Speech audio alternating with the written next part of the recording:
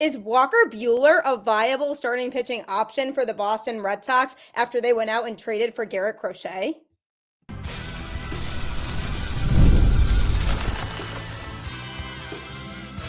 You are Locked On Red Sox, your daily Boston Red Sox podcast. Part of the Locked On Podcast Network, your team every day. Hello and welcome to Locked On Red Sox, your daily Boston Red Sox podcast, part of the Locked On Podcast Network, your team every day.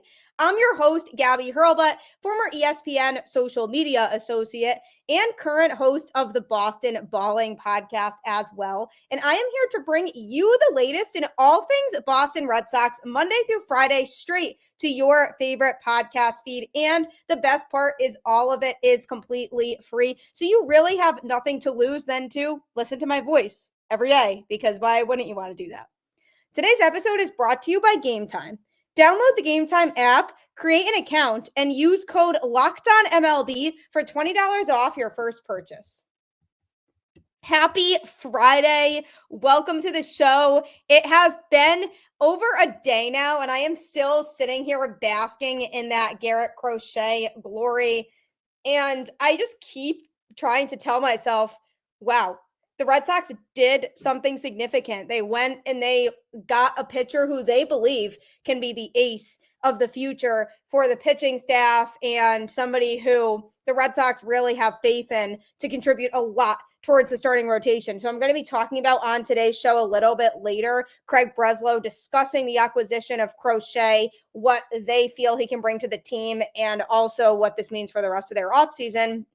And also talking about a trade they made for another part of their roster that they had to address, which is catching. So that's all coming up a little bit later on today's show. But obviously with the acquisition of Crochet, the Red Sox can't just call it quits on pitching and say, we don't need to get anybody else. Because yes, bringing in Crochet is great and is a big boost to the Red Sox rotation. But as the rotation currently stands right now, it's Garrett Crochet, Tanner Houck, Brian Bayo, Cutter Crawford, and Lucas Giolito, which is an okay rotation. But if they can add another marquee starter to that, that would obviously boost the rotation significantly. And I talked about this a little bit on yesterday's show, how Corbin Burnes would be the most logical pitcher to go out and try to acquire, because if they had a rotation of Corbin Burnes and then Garrett Crochet as the number two, then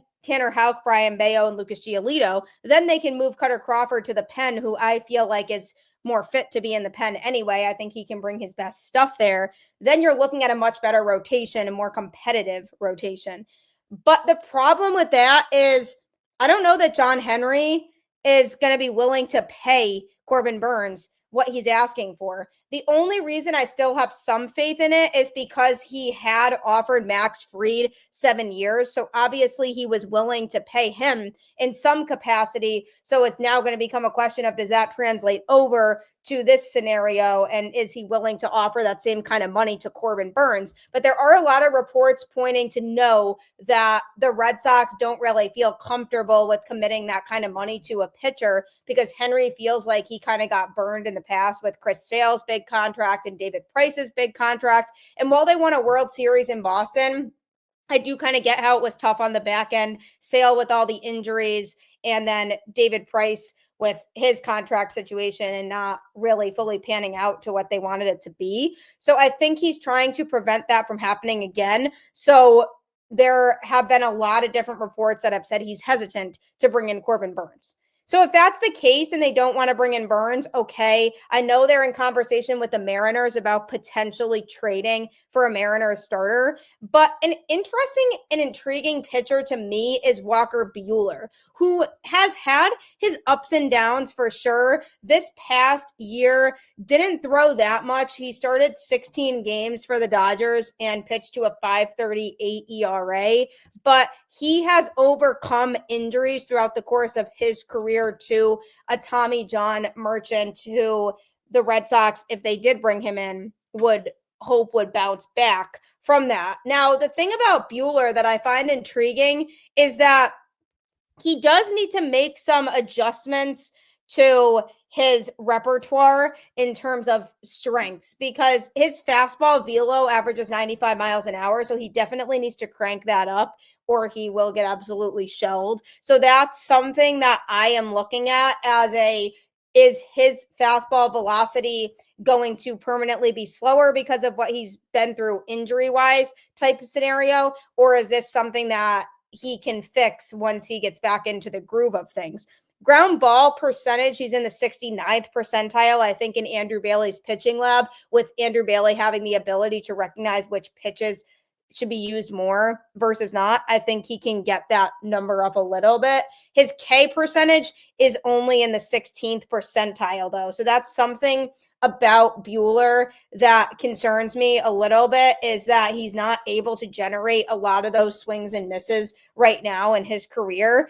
And I'm not saying the Red Sox can't fix him, but I do think if he comes to Boston, I wouldn't expect him to be an ace. He isn't that far removed from being one of the best pitchers in baseball, because we saw him a few years ago just dominate with the Dodgers. So I wouldn't be surprised if he gets some semblance of that back. And I do trust that Andrew Bailey can work with him on really identifying his strengths to the point where he's able to utilize his best pitches to get himself into the level of being a good middle of the rotation starter for Boston. Because if you bring in Walker Buehler, you are hoping that he's able to bounce back. So it is taking a bit of a risk, but if he is able to bounce back, he could be right up there with, Crochet, then Houck, and then Buehler as that 1, 2, 3. And then you can still move Crawford to the bullpen at that point, because then you have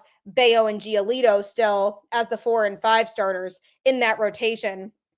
So by adding Buehler, not only are you creating that flexibility of being able to move somebody to the pen, but you're also adding a guy who has a history of success and in the postseason knows how to turn things on. Because that was the other big thing that stood out to me about Buehler, was he struggled during the regular season in 2024, but then the playoffs came along and he was an absolute machine. And it was almost like all of his struggles from the regular season just went out the door, because he just looked completely dominant when he went out there and pitched in the postseason for that LA team. So that's really promising too, because with a team like the Red Sox that has a lot of young talent, you definitely want to have some guys on the roster who have that postseason experience and know how to win. And Buehler 100% knows how to win. And to add to that, because he pitched so well in the postseason, that might carry over into 2025. What if he finally had worked out all of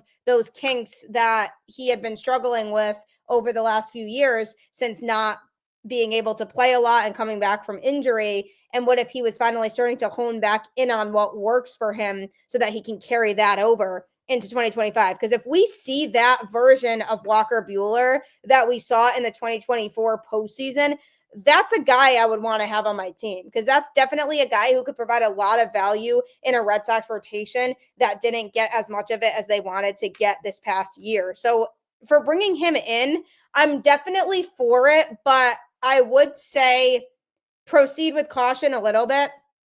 Don't keep your expectations super high if he does come, because I don't think he is at the point now where he has ace caliber stuff, but he will likely be a lot cheaper than Corbin Burnes. So the Red Sox could get him for a lot less money and commit to less years and hopefully try to fix some things about his form and his pitch regimen so that they can get a productive Buehler out of it. So do I hate it? No, I definitely don't hate it. I see the upside there, but I also see the risks, and I see how this could really work for the Red Sox. And I also see how it could not work for the Red Sox and completely blow up in their faces on the back end. But he's definitely somebody to keep an eye on as the Red Sox continue to navigate the market, especially because of the recent news that they weren't really that into paying Corbin Burnes the type of money that he demands, because it's a little too much outside of John Henry's comfort zone. I do think he ends up getting more than Max Fried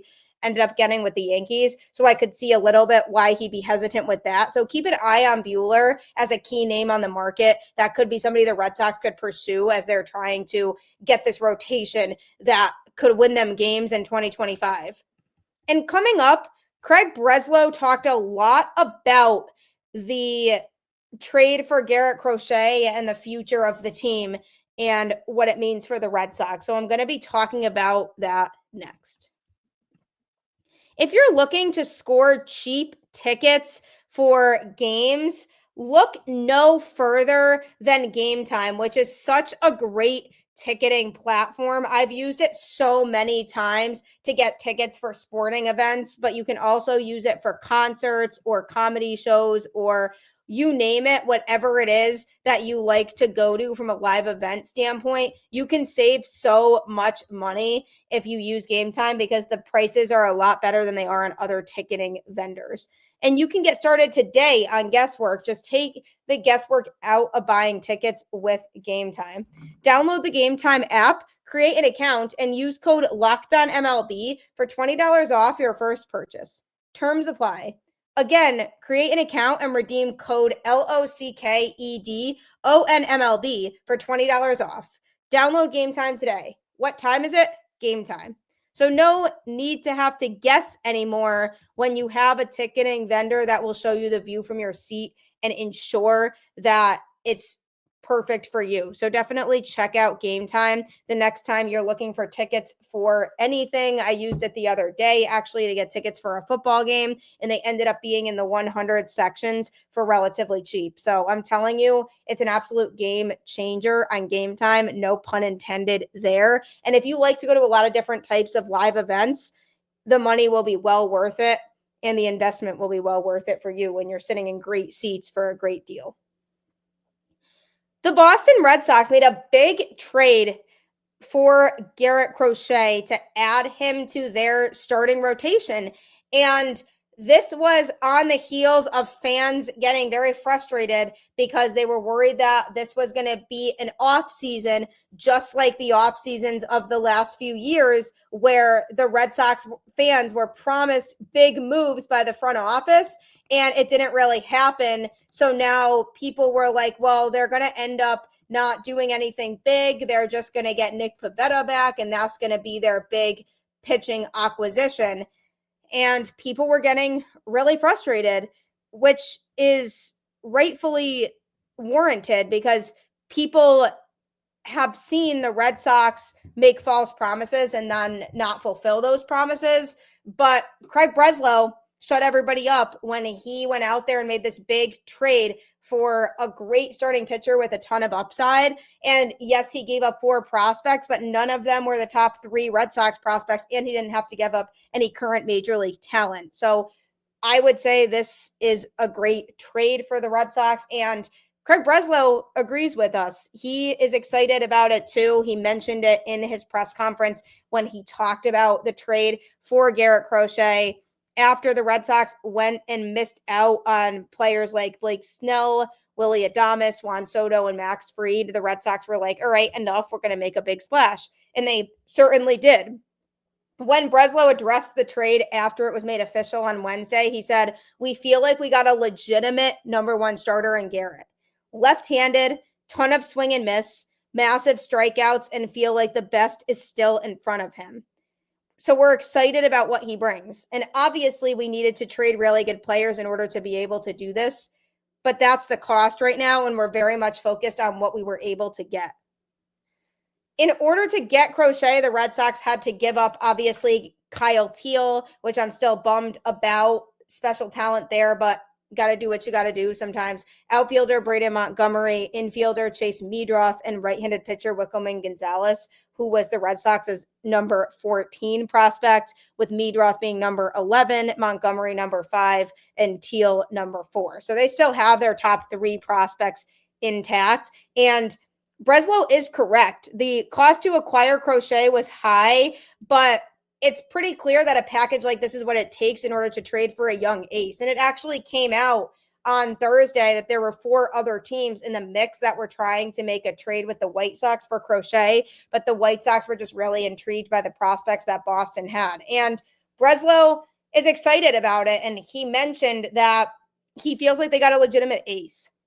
That quote alone to me makes me feel like they are out on Corbin Burnes. Like they feel like, okay, we got our number 1, so now we don't have to pay Corbin Burnes. So that's why I feel like kind of what I talked about earlier about Walker Buehler, how we might see that now as a more viable option for Boston, because if they feel like Garrett Crochet can be that number 1 that they've been looking for, then they might not feel the need to go out and get somebody else who's of Corbin Burnes' caliber. And that to me feels like the biggest reason why they executed this trade as quickly as they did after they missed out on Fried, is because John Henry probably said to Breslow, look, I'm not going to pay the price for what Burnes is going to be demanding. It's too expensive. So let's get a number 1 starter another way. So then Breslow was able to negotiate and get the job done. But he is really excited for Crochet.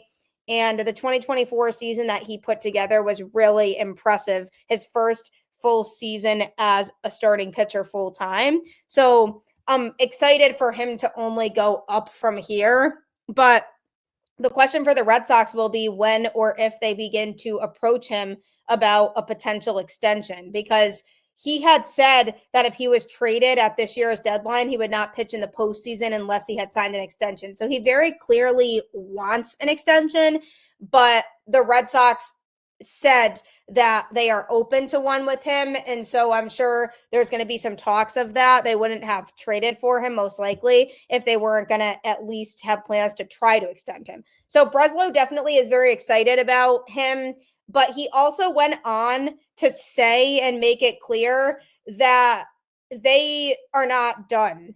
They don't plan on making this their only move for a starting pitcher. He said that they plan to look for one more starter, one more reliever, and a right-handed bat. He made that all very clear. So the Red Sox are still very active on the market, despite the fact that they executed this big trade with the White Sox. Breslow seemed adamant that, yes, they got a guy who they feel like could be a number 1, but they want to get another guy who could be a good number 2 or number 3. Because I do feel like the Red Sox have a lot of faith in Tanner Houck, as they should. He impressed a lot this past season. Yes, he had some struggles in the second half once they started stretching him out and having him throw some more innings, which he wasn't used to. But in the first half of the season, he was dominant. And that, to me, shows a lot of really good stuff for the future. I mean, he's just shown more and more improvement over the last few seasons. And I think the Red Sox are looking at and saying that's a positive. I expect him to only continue to get better. So in Breslow's standpoint, he's saying, I'm really excited about Houck. I think he could be our number 2, because if we have Crochet, he could be our number 1. So now we need to get somebody who could be a solid number 3, because let's face it, Brayan Bello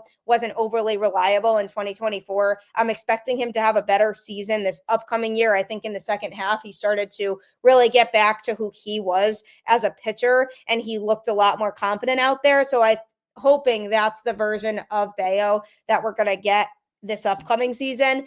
But even still, you don't really know, so you can't really take those kinds of chances when you want to contend. So I do expect the Red Sox to make another move for a starter. But to me, I don't think it's going to be a guy that we look back at and say, oh, that guy's a bona fide number 1, because I think they feel like they got a guy who can be that in Crochet. So now Breslow wanted to make it clear, we feel like we have an ace. This is our guy. Now we're going to get somebody to fill out the rotation, but it could be somebody who's more of a number 2 or number 3, which again, I don't have a huge problem with that, because the Red Sox do need starting pitching. Obviously, the ideal situation would be just paying Burnes the money, because then you're looking at Burnes and Crochet as your 1-2 punch, and that's pretty deadly. But I just feel like the Red Sox aren't willing to make that kind of commitment.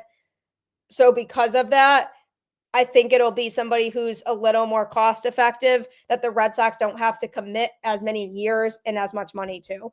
And in that case, if they do that, then they are looking at a rotation that's better in 2025 than it was in 2024. But then they really have to bank on players like Bayo and Giolito to step up because, again, we don't know what Giolito is going to be since he had been injured and is far removed from the game at this point. So we don't really know what he's going to look like and what version of Giolito we're actually going to get. But if he comes back healthy and is able to be effective in the rotation too, then you have another guy who can hopefully just eat innings and in the back of the rotation be able to provide some value.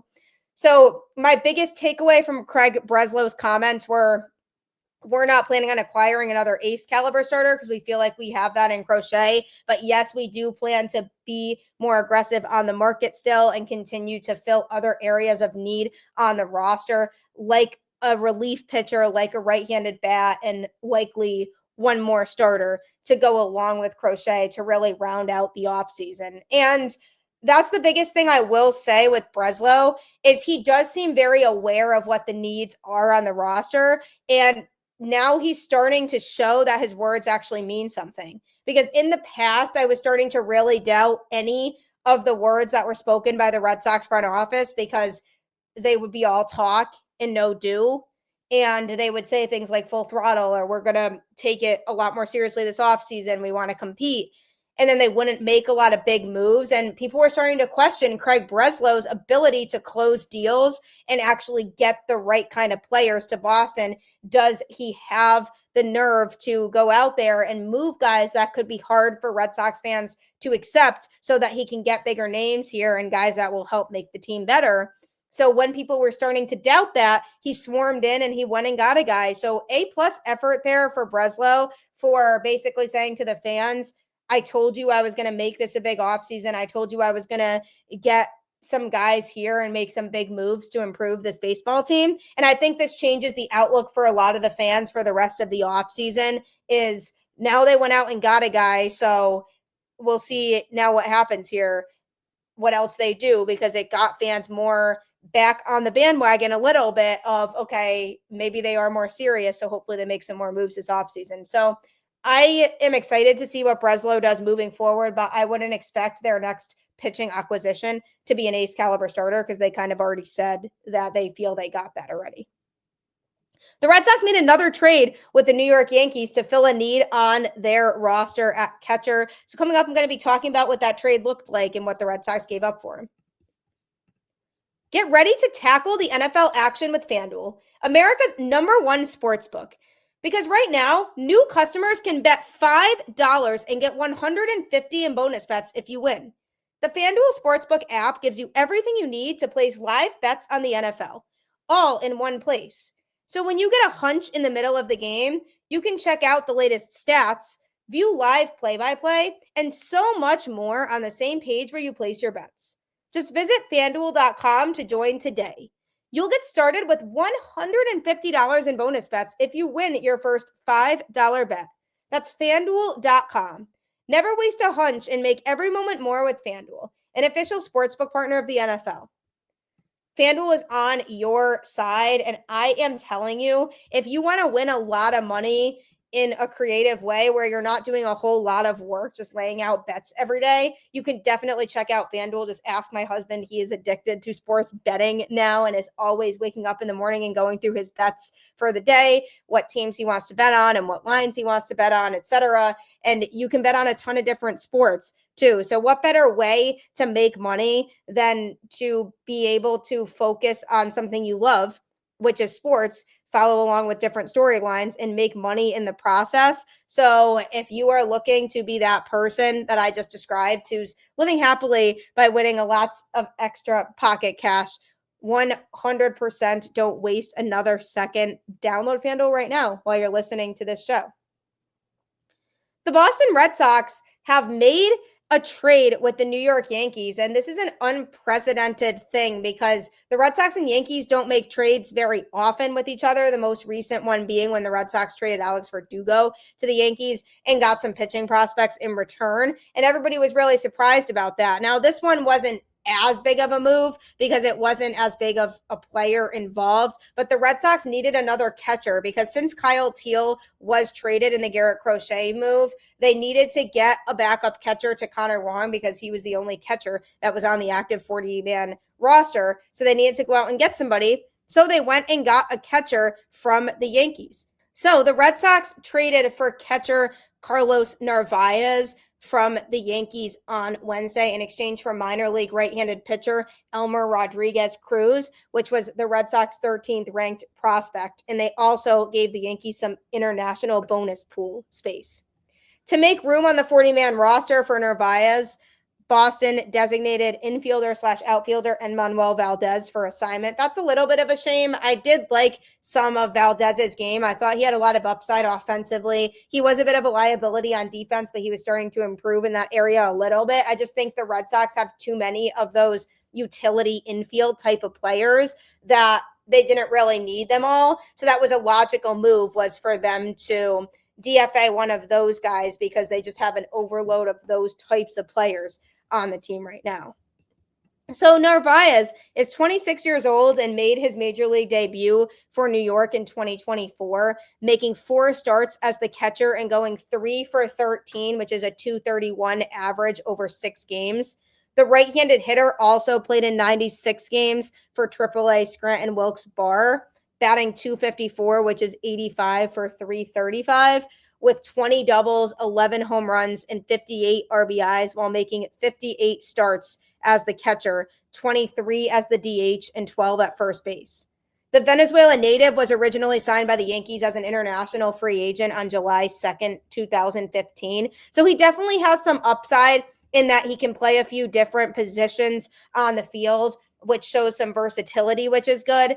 But he did struggle at the plate. Not that it's a big sample size because he only made 4 starts with the Yankees in 2024, but his performance in AAA is definitely promising with that .254 batting average. And you don't need a superstar catcher. You just need a serviceable catcher that can work well with your pitchers and that they feel comfortable throwing to. And he's not going to be the best player on the team, but he's somebody who can play as the backup catcher behind Wong. And who knows, maybe he'll grow and improve and get into that starting catching spot. Who really knows? But you do have to wonder if the Red Sox still plan on making another move at catcher or if they feel like he's the guy, because they do need their catcher of the future now that Teal isn't in the organization anymore. So you have to wonder if they make another move this offseason for a catcher and Narvaez spends more time in AAA working with the pitchers down there, or if he is the guy and they're saying, okay, we want to roll with a catching tandem of Narvaez and Wong. So that's a question that I'm still asking of the Red Sox organization, and it's definitely something to keep an eye on over the rest of the offseason, is do they roll into opening day with these 2 catchers? So that's definitely an intriguing thing to me that I'm looking out for. So who did the Red Sox give up? Right-handed pitcher Elmer Rodriguez-Cruz, who was their number 13th ranked prospect. He was selected by the Red Sox in the 4th round of the 2021 first-year player draft. He's posted a .260 ERA, 53 earned runs over 183.1 innings pitched in 48 career minor league games, with 44 of those being starts, splitting the 2024 season with single-A Salem and high-A Greenville. So he's still at the lower levels. So from the Red Sox perspective, this was a guy they could afford to give up because, yes, he was the 13th ranked prospect in the system, but he wasn't top 10 and he wasn't at a high level. So when you're still at the lower levels, it's too soon to tell whether a player is going to pan out. But he did have a good 2024 season, good enough to where he was able to get promoted from single A to high A. But it makes sense that they would trade somebody who is at the lower levels when it's still a little bit premature and too soon to know, okay, this player is going to pan out or this player is not. So then the Red Sox had to DFA Valdez, 25 years old, batted just .214, which is 43 for .201, with 12 doubles and 6 home runs in 76 games for Boston in 2024, also playing in 50 games for AAA Worcester. He was acquired from the Houston Astros on August 1st, 2022, in that Christian Vasquez trade that the Red Sox made. The Dominican Republic native has hit .235, which is 80 for .340, with 20 doubles and 12 home runs in 125 career major league games, all with Boston in 2023 and 2024. So when I say 80 for 340, that means over 340 at bats he has hit 235, making contact 80 of those 340 times. So he's not the best hitter, like I had said before, but he did show some upside in terms of his ability to grow as a hitter, and he was getting a couple big hits here and there for the Red Sox during the 2024 season, which I definitely like to see. So I don't hate the idea of parting ways with him because I don't think he provides a lot of long-term value for the Red Sox, but I think he'll get an opportunity elsewhere because he definitely works really hard and he played enough to the point where he showed that he could continue to improve as a hitter. I just think he needs more major league experience and needs time to get to that point where he's able to hit a little bit more consistently. So I do wish him the best of luck, and I feel like he'll end up going somewhere pretty quickly. But the Red Sox have a catcher now in Narvaez. Be on the lookout to see if they make any more moves for a catcher as the rest of the offseason progresses, or if this is their guy that they're going to pair with Connor Wong for the foreseeable future moving forward. So that's a storyline that we're going to have to look out for during the rest of the offseason and seeing what other holes they address, because there are definitely still some that they need to fill. So hopefully they're able to get that going a little bit. And now that they traded for Crochet, they could be a little bit more confident in themselves and being a desirable landing spot for other players. So we'll have to see what happens, but I do appreciate you tuning in to Locked On Red Sox and making it your first listen today. For your second listen, check out Locked On MLB with host Paul Sullivan, aka Sully. He will keep you up to date on all things going on across the league. So if you want to stay caught up on that, make sure you check out his show on YouTube or wherever you get your podcasts. Like I always say, keep the faith, go Red Sox, and I will catch you on the flip side.